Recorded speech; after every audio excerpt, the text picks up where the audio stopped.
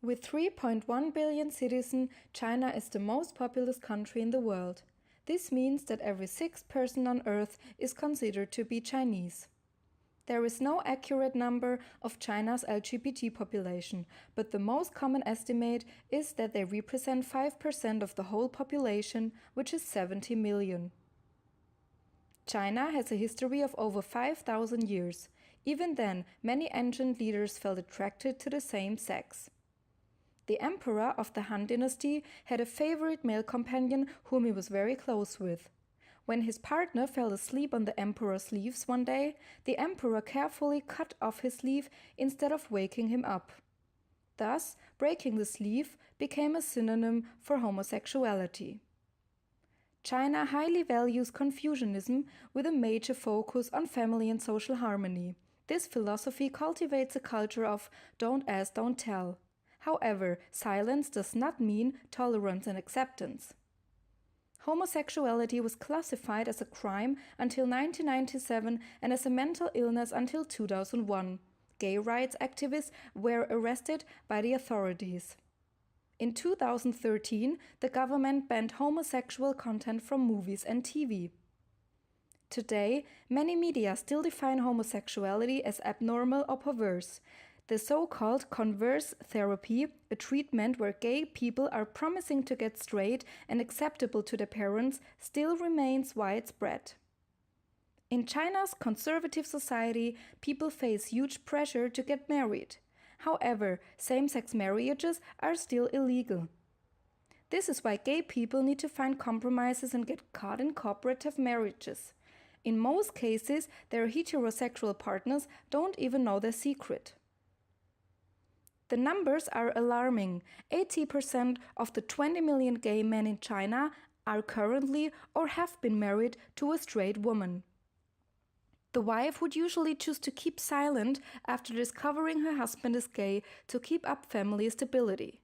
However, some women find the courage to get divorced, but the majority faces social embarrassment in a traditionally conservative nation.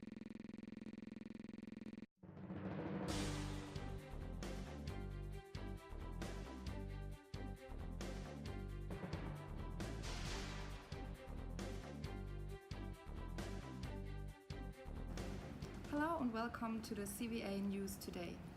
Hello, have a good day. In general, there are various problems related to a marriage of convenience. We defined two most important issues that contribute to the fact that homosexual people see a cooperative marriage as their last resort. These days, there is a huge lack of all embarrassing sex education in schools and universities, especially regarding gender diversity and LGBT. Many institutions don't even provide sex education problems at all. Instead, students are merely taught the basic anatomic differences between males and females, most commonly from untrained teachers. More details are learned through other channels, including Friends, adult movies, or even pornographic websites. Well, mostly the primary school and middle school and high school. This is what we call this kind of the period of essential education for Chinese people, that we had courses, kind of education for students. They taught us. So, for example, how should we look at our body, and how, what are the names of these bodies, and how you experience, for example, those, the female, they would experience, the period that Irma is visiting. So how would you deal with such situations, and how, let's say, for male students, deal with the first time that they jerk off, if I'm allowed to say this term. So don't be terrified about this, and explain, why it is something like that. So I think we had some kind of discussion in the university, in the primary schools and high schools and middle schools, that the students learn a little bit of knowledge about that. But it's not the mandatory, and it's not the mostly emphasized aspect of education, I would say, in my experience. Taking a close look at the overall society as the second issue, it is obvious that Due to the deeply rooted philosophy, The younger generation is socially pressurized to get married and produce offsprings that continue the family line.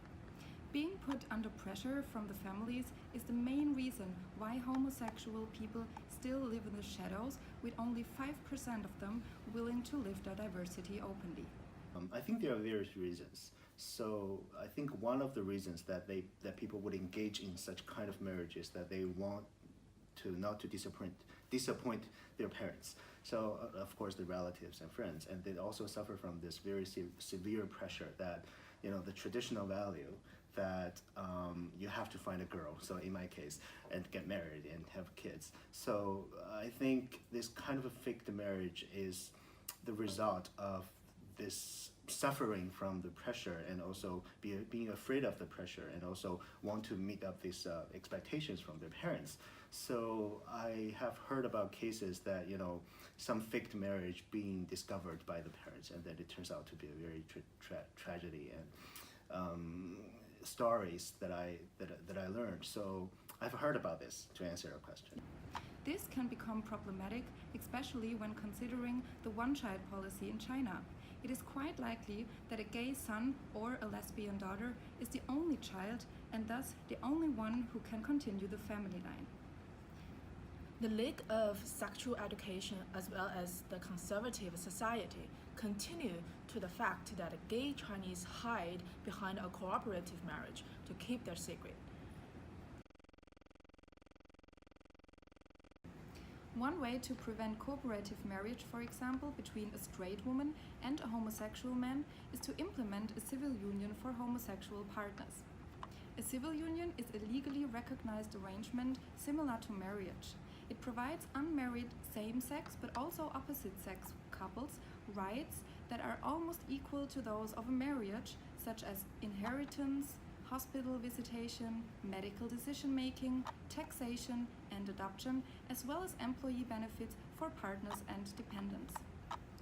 Civil union is usually established as an alternative for those countries in which the homosexual marriage is still illegal. After the legalization of the homosexual marriage, the civil union is usually replaced. In many European countries, the civil union is quite common, and it means that gay couples basically have nearly the same legal rights as heterosexual couples, especially for adoption and taxation. Civil union can be a tremendous advance in the struggle for equal treatment of same-sex couples, because it not only protects the well-being of the homosexual partners, but also respects and benefits them. The civil union is kind of a pre-step for the marriage, which should be implemented shortly after or a few years afterwards, and not just gives legal benefits to the gay people like adoption of children and taxation, but it also shows the respect of the society to gay people and makes them equal to heterosexual people. Referring to a gay marriage, the attitude of the Chinese government is characterized by 3 no's: no approval, no disapproval, and no promotion. It is considered to be quite difficult to modify the marriage law, since it will initiate a sequence of changes in the law. The legalization of homosexual marriage has always been regarded as a threat to traditional values and social harmony. This is why different proposal and same-sex marriage bills have already failed in 2003, 2005, 2006 and 2008. I have thought about going to a country that issues same-sex marriage certificates and getting married there in a couple of years. It might not mean much in China, but for me it's really a big deal. Taiwan's recent ruling in favor of same-sex marriage has given hope to gay couples that China could someday follow suit. Legal-wise, there are hardly any differences between a marriage and a civil union. As with traditional marriages, civil unions allow couples to manage taxes, share insurance policies, ease access to residence permits for foreigners, or make partners responsible for each other's debts. But Why it is so difficult for the People's Republic of China to recognize same-sex marriage, while accent China had relatively more tolerant policies towards same-sex relationships. One explanation is that the greatest challenge is not the constitutional grounds, but rather social hurdles, traditional Confucian culture, the government's ignorance of the existence of lesbians and gays in China, and the general mass social views of homosexuality or same-sex marriage. Looking at other countries legalizing same-sex marriage, there is usually a high degree of visibility of LGBT people before the marriage is ultimately legalized. This is not the case in China. 你好，现在心情怎么样？还不错，大概如意。那不如意的意思就是这个直接就已经是败诉了吗？你们会再争取上诉吗？会争取。While Taiwan has already taken a big step towards marriage equality for LGBT people in its count ruling, China is far behind of the gay rights movement. The case of a judge that ruled against China's first gay marriage in 2016 is considered as a landmark movement for the country's emerging LGBT movement. Legal scholars and gay rights activists already came up with different approaches to legalize same-sex marriage in China. For example, by adopting international treaties and recognizing same-sex civil unions as a first step towards approaching same-sex marriage. Compared to a marriage, this kind of arrangement is much more flexible. One advantage is the easy handling when it comes to a separation. It can be dissolved much more uncomplicated with just a registered letter instead of divorce formalities. The only limitation to mention is that civil partners do not have the right to adopt an unfamiliar child, while biological children, for example, from previous relationships, can be adopted ordinary. Even though the social conditions are not quite ready for legalizing a same-sex marriage, by implementing a civil union as a first action, the country will definitely make one step into the right direction. The history of the one-child policy's implementation has proved the fact that Chinese citizens can and will accept a law that is against their cultural beliefs, but serves social well-being. This is why we propose an implementation of the civil union to shape public opinions and encourage supportive views towards same-sex relationships. The idea is to implement the civil union in Shenzhen first, serving as an experimental area. First, Shenzhen is a modern metropolis that links Hong Kong to China's mainland. The city's spectacular economic and physical growth led China to create over a dozen more similar areas. Benefiting from its strategic position next to Hong Kong, Shenzhen has the largest per capita income of any city in China. Shenzhen's population of over 10 million people is what makes it such a unique mega city. With more than 90% of its population are people aging from 15 to 64 years old, Shenzhen has a comparatively energetic working and living atmosphere than any other cities in the mainland of China. An increasing number of people choose Shenzhen as a place to settle because of the city's job opportunities, as well as the culture's tolerance and open-mindedness. With a free economic environment, the government of Shenzhen has a positive policy in attracting young talents to work and live in Shenzhen, which in turn creates a comprehensive society for LGBT people. Shenzhen, as a young city, has an open-minded culture which ranks it among one of the top LGBT-friendliest cities in the mainland of China. All these points make Shenzhen the best choice to implement the civil union policy as an initial step towards the legalization of homosexual marriage. According to the German lawyer, an implementation should be without any problems. The legal system in mainland China is the same as in Germany, and therefore you could kind of copy the German code for the civil union to make the implementation even quicker. As a new law has to pass the parliament, the whole procedure would take between a few months up to a year to implement the civil union into mainland China. The effort of money would be relatively low, I think, because as mentioned before, you could just copy the codes from European civil law countries. Reflecting all the problems and solution approaches, it is obvious that in the long run, something has to be changed to prevent fake marriages.